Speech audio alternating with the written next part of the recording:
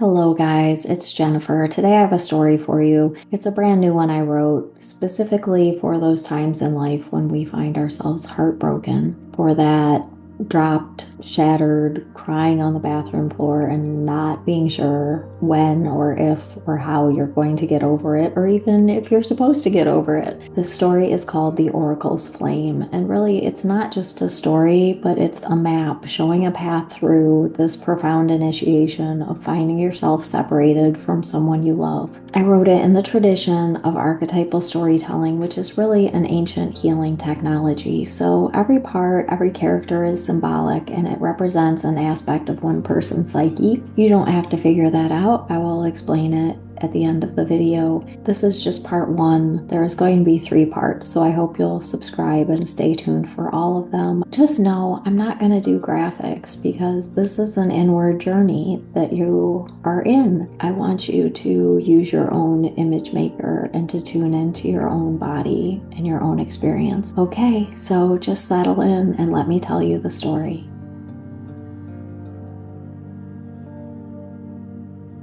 Once upon a time, there was a maiden who was all alone in the world. When she was small, her father had died suddenly. Her grieving mother did not know how to bear the pain for both of them, so she told her daughter not to cry, that the past was best forgotten. Mother taught her how to stay busy, to do the things needed for survival, which was very good because when the girl was just a bit older, her mother went into the woods and never came back. At first, our maiden thought surely she would return, and then feared all the worst-case scenarios. But ultimately, she did what Mother had taught her to do. She kept moving, so the tears never found her. She did not let her mind wander to memories. In time, besides conversing with the local animals, solitude felt like all she knew. It was an unnatural comfort. One day, our dear maiden was near the edge of the woods when she heard something, a rustling in the distance. After so much time without any protection, her body was good at protecting itself. Her reflexes were almost like a little wild animal. Instantly, she stopped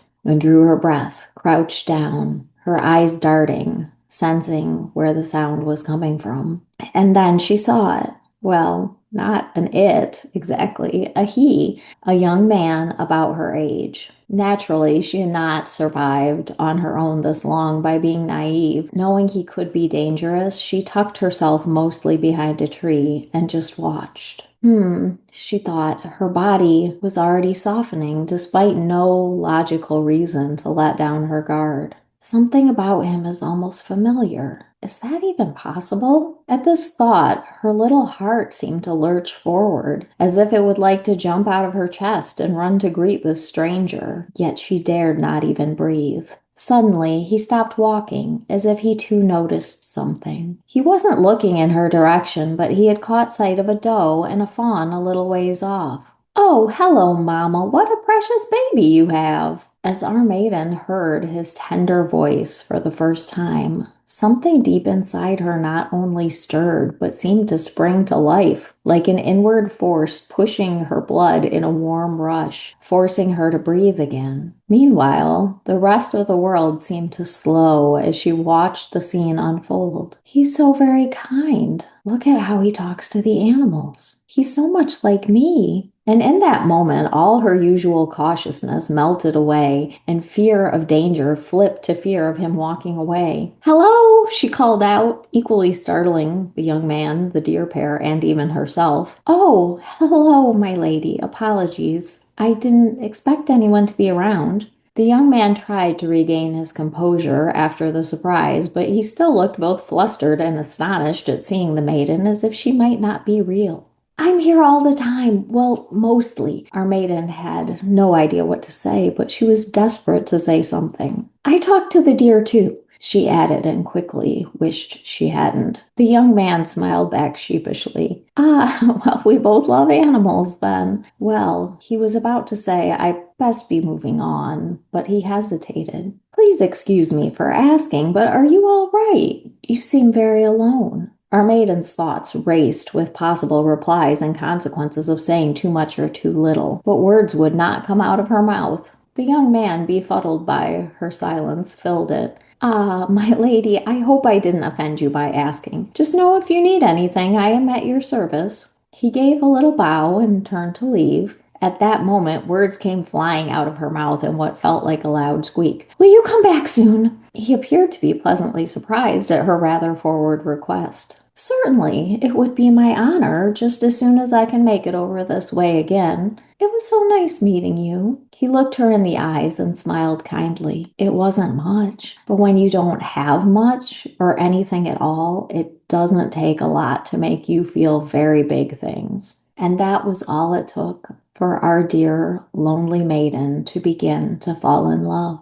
She mostly felt it as the return of a familiar ache, wondering when and if the person who walked into the woods would come back.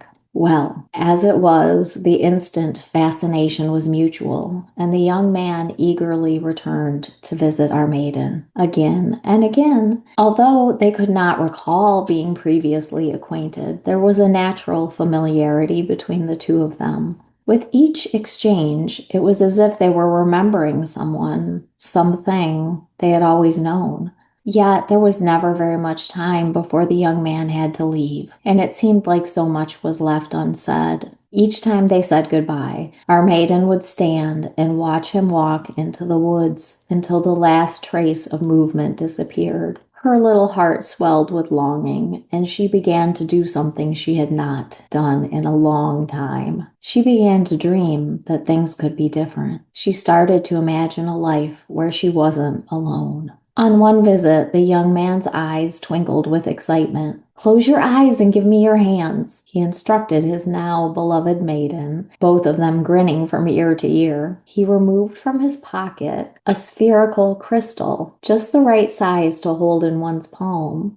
Somehow reminded me of you, so I wanted you to have it. He placed it in her hand, gently closing her fingers over it with his own. But at that moment, what felt like a lightning bolt shot from where her skin touched the smooth stone, through her veins as if it were igniting every cell in her body. She gasped for air, heart pounding, eyes sprung wide open, looking at her beloved's confused and shocked face. Are you okay? What's wrong? As he cradled her arms to steady her, she heard his voice as if it was far away, or perhaps as if it was right there, but her head had detached and floated away. An electric hum coursed through her system. All the while, she could both see and sense something internally spinning. Yet it was not painful or frightening. It was simply the most amazing thing she had ever felt. Please sit down, my dear. Are you feeling unwell? The young man, terribly concerned at this point, eased her to the ground and knelt down next to her. I'm really very good. A little dizzy, maybe. Beginning to stabilize, she opened her hand and for the first time looked at this gift she had just received. Iridescent like an opal, glowing as though it was lit up from within. The stone was the most exquisite thing she had ever seen. Well, aside from her beloved's eyes.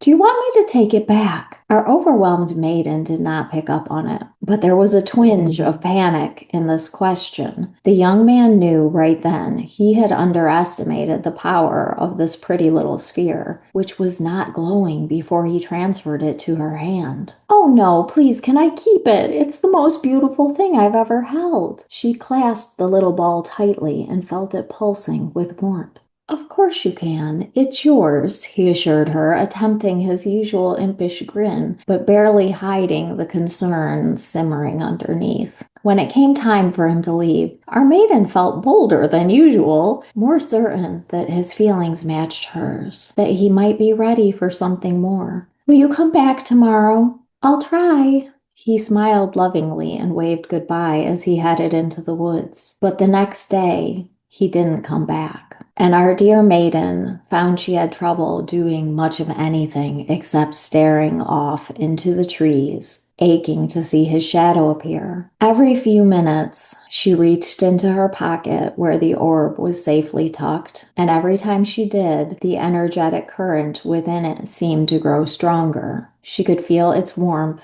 seeping into her veins and slowly flowing to her heart. If she sat quietly, she could almost feel the energetic current flowing not just between her and the orb, but outward toward her beloved, with his energy also flowing back to her. It was almost like he was right there. Although it may seem like a sad sort of comfort, having a warm little orb to hold for our lonesome maiden, it felt like everything. She was so used to waiting, to being left, to not asking for anything from anyone. She supposed she could wait a little longer and be grateful for the magical gift. A few days later, her beloved did come back. Our maiden wanted to ask why he had stayed away for so long, but she bit her lip. Why should she ask for more? Why not just enjoy the moment? He was so kind, so funny, so interesting. He listened to her like no one else ever had. She didn't really care what he was talking about. His voice was like a symphony to her ears. With each moment spent together, she loved him more and more. But the minute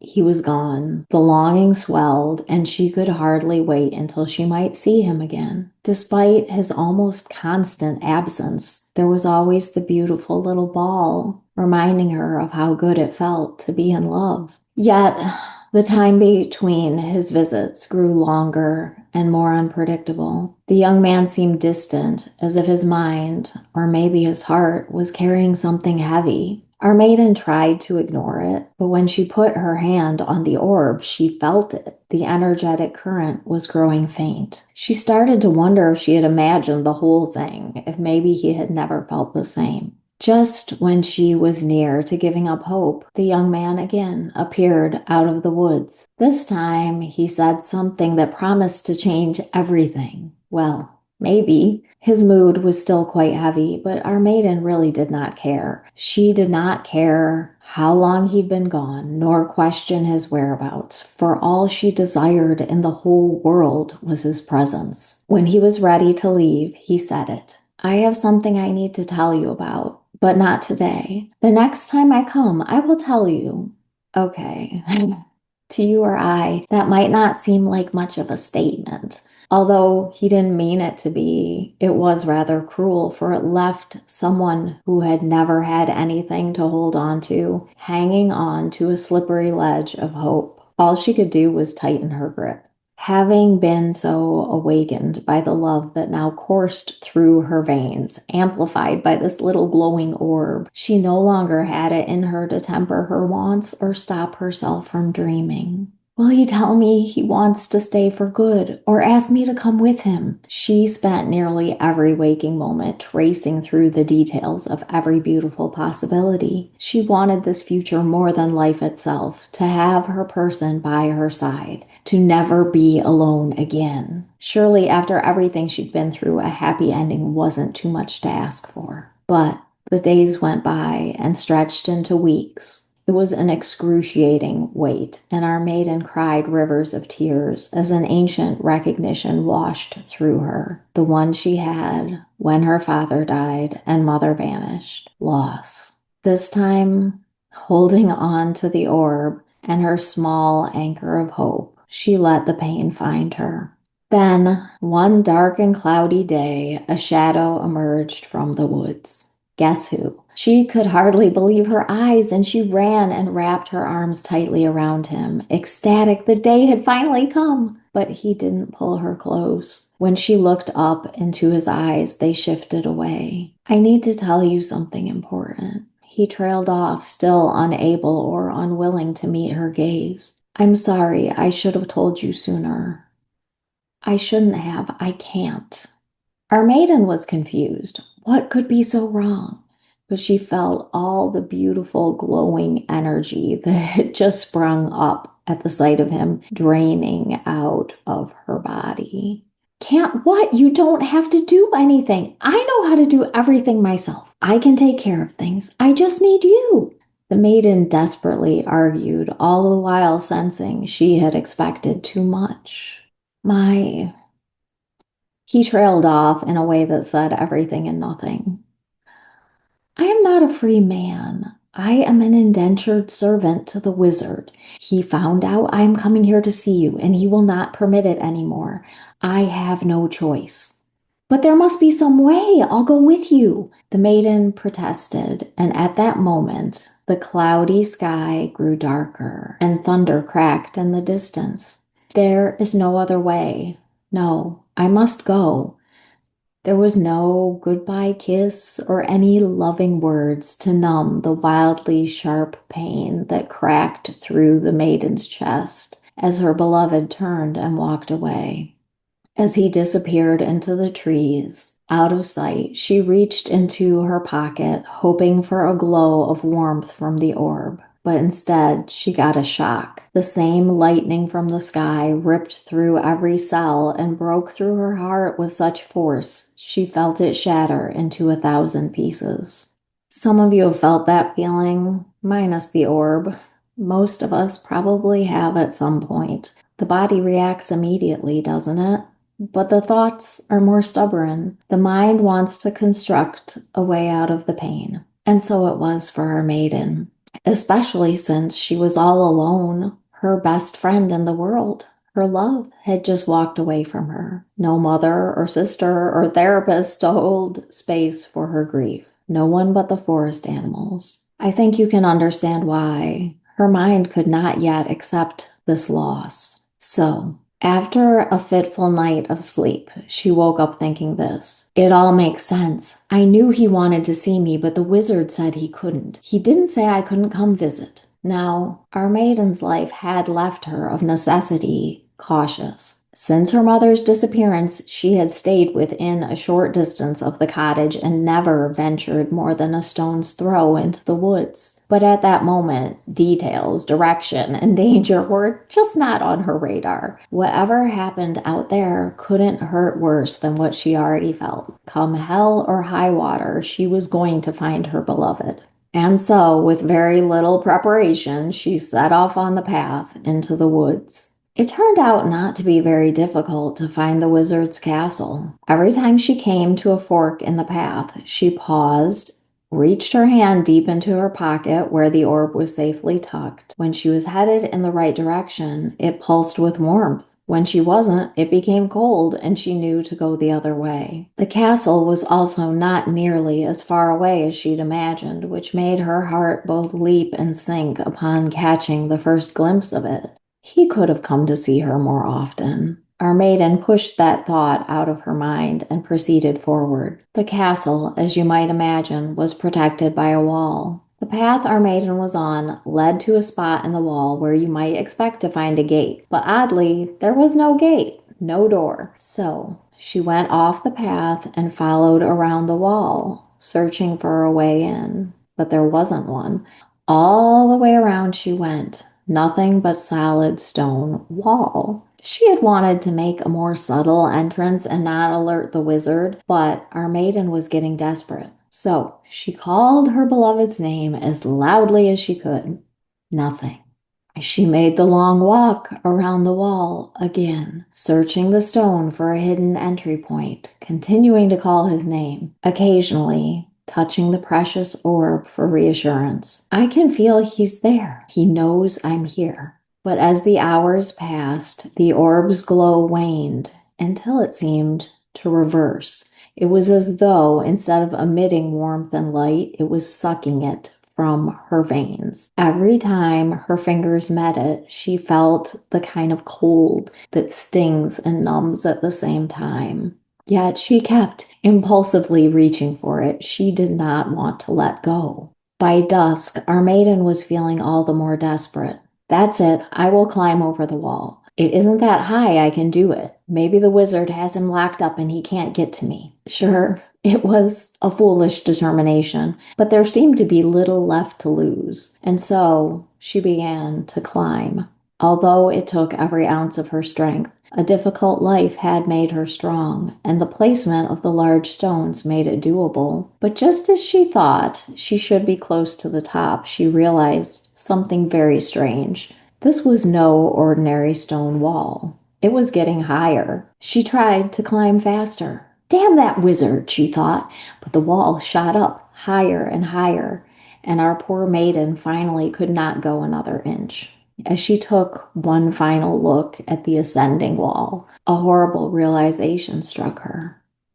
It was not the wizard's wall. It was her beloved's. He was the one sending it upward. He was the one keeping her out here in the descending darkness. And with that realization, all the energy drained from her body, her grip came undone, and gravity unkindly took her back to the ground. Bruised to the bone, her skin stinging in so many places, not to mention her eyes being sore from crying. She laid there all alone, unprotected, knowing what a bad idea all of this was. She saw shadows shifting in the darkness, yet she was not afraid. No animal's teeth could hurt worse than what she was already feeling. It was a kindness when her body allowed her to lose consciousness, and she did not see the creatures moving closer, surrounding her. She did not feel herself being carried away.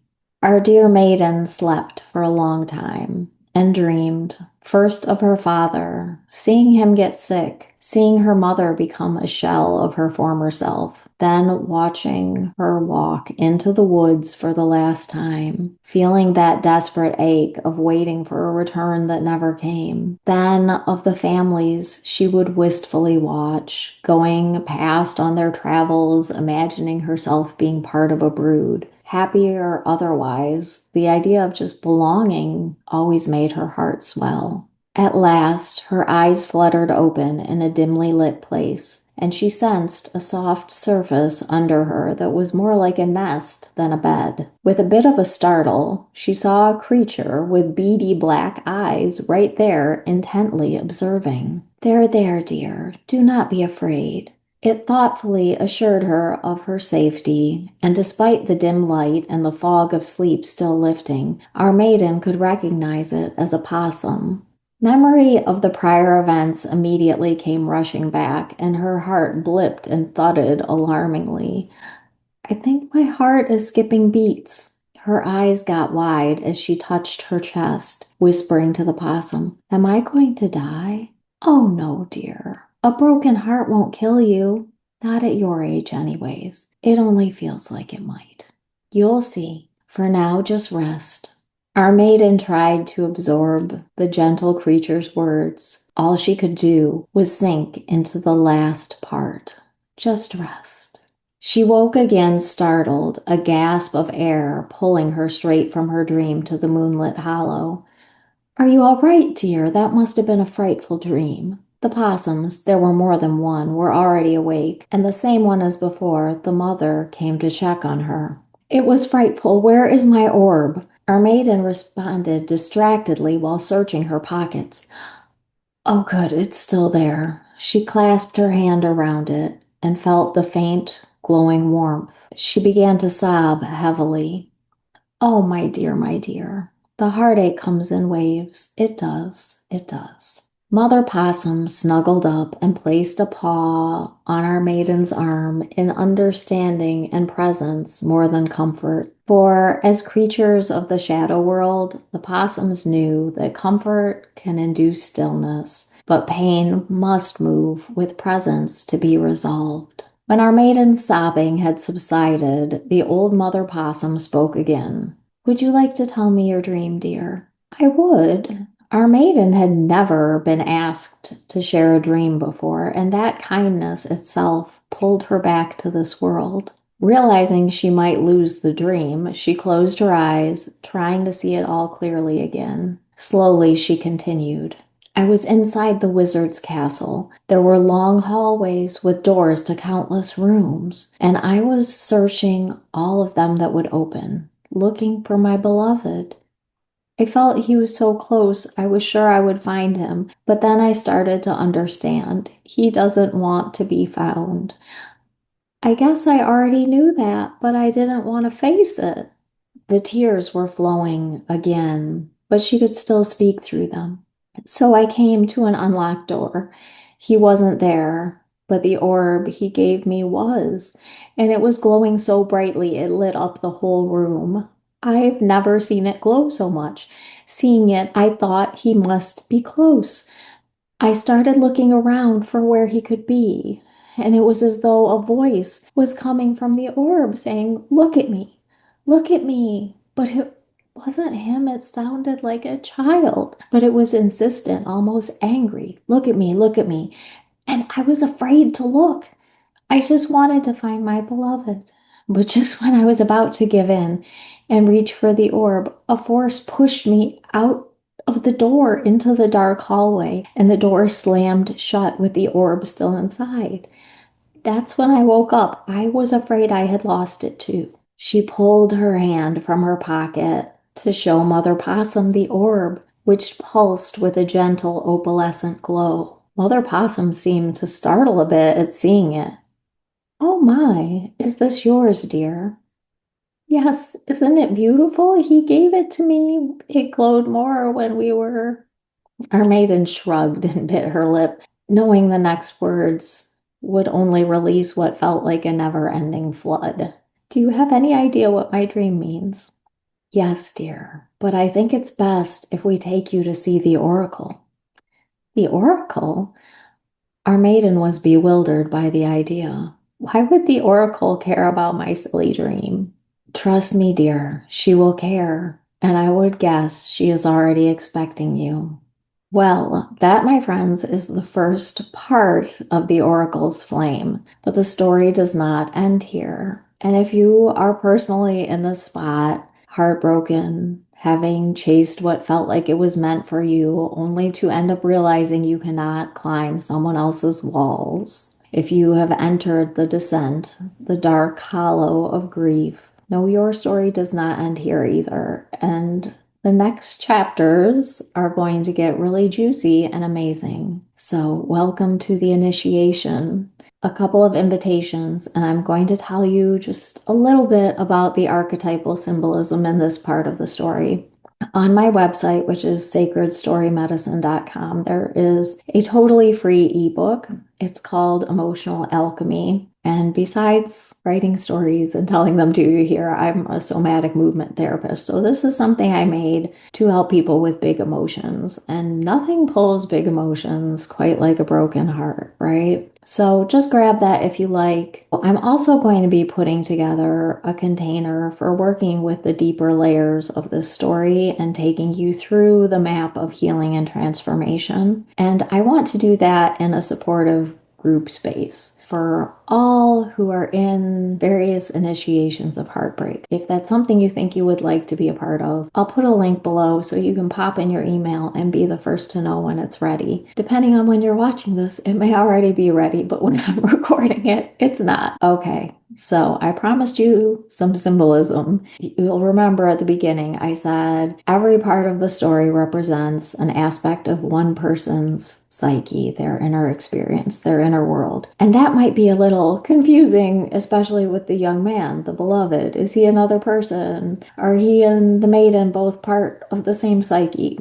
The answer is yes to both, but I don't mean that in some confusing way, like with the twin flame idea of the other person is you in another body. It's like, it's too confusing. We have to hold the tension of opposites here, that there are real experiential reasons why so many people relate to that concept of like, I met someone who's my soul in another body. But it can also be kind of toxic and unhelpful to people who need to come back to themselves and integrate a profound and painful initiatory experience. So we do not want to get attached to labels or start to want to try and predict an outcome, but just be assured that whatever you experience, the fact that you experienced it and that you're here listening to the story is enough proof that it was real and special. If you love someone, that's special enough and it's purposeful.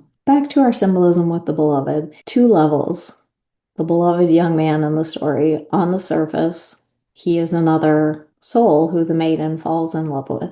It feels like they're meant to be and they've known each other forever and all the things, right? And we see when they first meet, she does see herself in him. He is the mirror that reflects back and amplifies what is inside of her.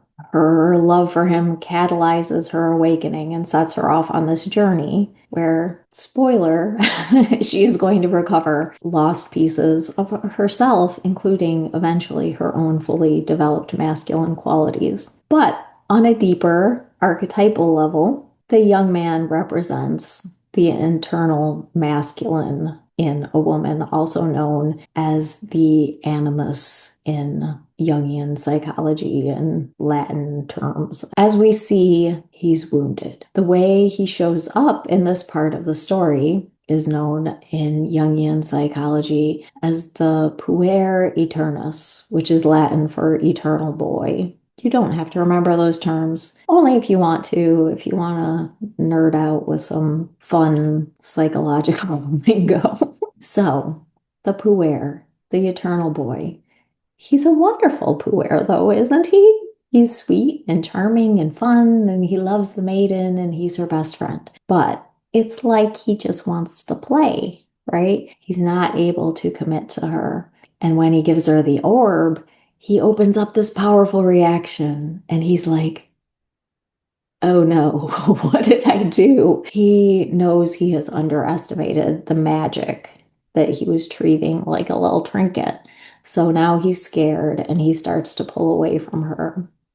And he finally confesses that he is not in possession of his own life and he does not know how to stand up to the wizard and take his place in the kingdom. Those details will become clearer in future chapters. So finally, we saw he is so sure that running and hiding from his maiden is the only way. He is completely cut off from what would be the masculine instinct to protect and love her. And instead, he's putting up the protective walls around the castle to keep her out. Again, all of this is happening on multiple layers, not only externally when the guy ghosts you, but internally. Just kind of mull that over. How does your inner masculine hide on you just when things get real?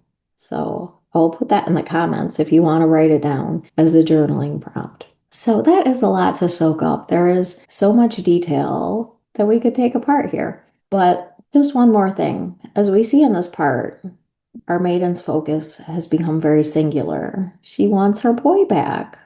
Of course she does, and we do not fault her for that in any way. And as you listen to the story, you probably want that ending too, right? We all love a love story. And along those lines, there's a lot of conversation now, as there should be, about divine union and the conscious masculine and conscious feminine coming together in partnership. But many of us know on some level that before we have that externally, we have to have it internally. And maybe it's pretty foggy on how one would get there. Here is a thing about that nobody really seems to say, at least not publicly, but we don't create a stable inner masculine feminine union without first finding and integrating other archetypal figures within.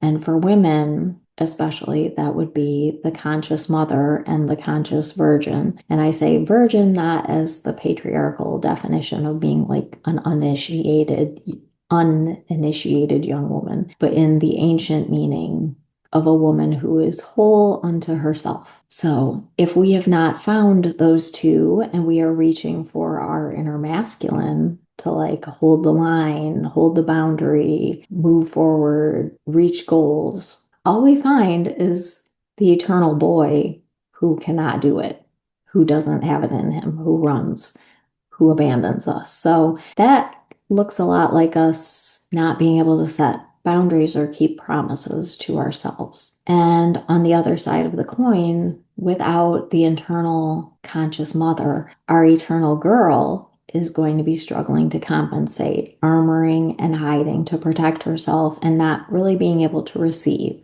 In the story, Mother Possum is the first glimpse we get of the conscious mother, not the wounded mother who just had to teach her daughter to survive, but not to feel or dream. So just having this conscious possum mother lovingly hold space for the maiden's grief, listening to her dream, it's already giving the maiden something to ground into. The rest of the story is not only this multi-layered love story and a map for the heartbroken, it is a heroine's journey, and it follows the arc that we've just discussed of the feminine spiral, maiden, mother, virgin, and crone that was taught by the late Jungian psychoanalyst Marion Woodman. And I have been studying these teachings myself with Syl Reed, who studied personally with Marianne Woodman for many years. So I just wanted to give gratitude and acknowledgement for that and how that's going to show up in the story. So I cannot wait to tell you more, including what that magical orb really is. But that is enough for now. And if you know somebody who really needs this, please share it with them because, it's not easy being in that place and crying on the bathroom floor and maybe not having anybody who understands what you're going through. Or, you're alone with the forest animals or searching Instagram for tarot readings or something, right? We don't want our sisters to be alone in this. So this is going to be soulful, mindful that human connections are at their core spiritual, but also we're going to make it solid and grounded. So if that sounds good, subscribe to the channel, turn on notifications, and the next chapter of The Oracle's Flame will be coming out soon. I will have a playlist for all the chapters as they come out. Again, it just depends on when you're seeing this. Thank you so much for being here. I love creating these stories for you, diving deep into all the aspects of our human experience, and I truly have reverence for each of you and your individual soul's journeys. Thank you again. Until next time.